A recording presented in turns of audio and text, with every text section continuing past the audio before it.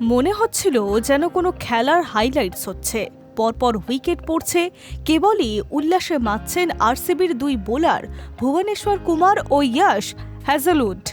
Scoreboard দেখাচ্ছে 9 রানে 6 wicket. সকলেই ধরে নিয়েছিলেন এমন 9-6 পরিস্থিতিতে আইপিএলের সর্বনিম্ন স্কোরের বোর্ডটা বোধহয় ভেঙেই যাবে, কিন্তু শেষ পর্যন্ত তা হয়নি বাংলার অভিষেক পোড়েলের সৌজন্যে।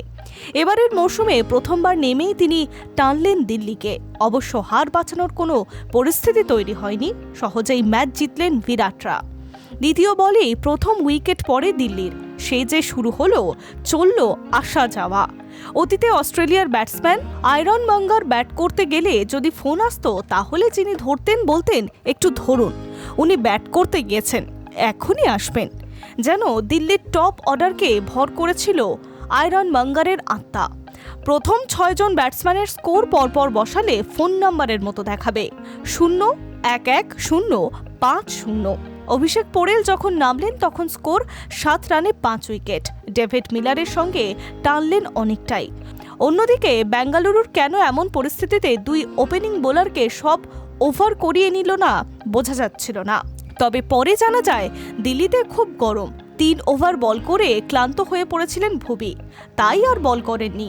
তবে সর্বনিম্ন স্কোরের লজ্জা থেকে দিল্লি না বাঁচলেও পাওয়ার প্লেতে সবচেয়ে খারাপ নজির গড়লেন মিলাররা। যে ঝড় ব্যাটে ওঠার কথা ছিল, সেদিন সেটা হলো না।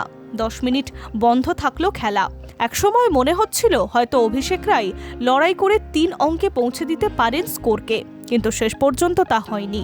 ইনিংস ফুরিয়ে গেল 75 রানে। ম্যাচের বয়স তখন 16 ওভার 3 বল, 21টা বল বাকি ছিল। হ্যাজেলউড নিজে 12 রানে 4 উইকেট। ভুবির ঝোলায় 3 শিকার, রান দিয়েছেন মাত্র 5।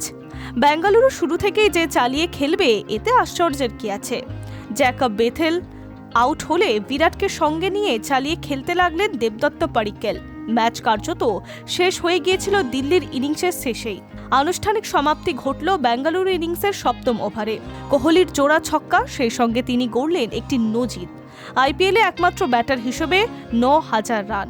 এবারের আইপিএলের এর আগে এই মাঠে উঠেছিল 268 রান, কিন্তু সোমবার সেই মাঠেই প্রথম ব্যাট করা টিম 100 করতে পারল না।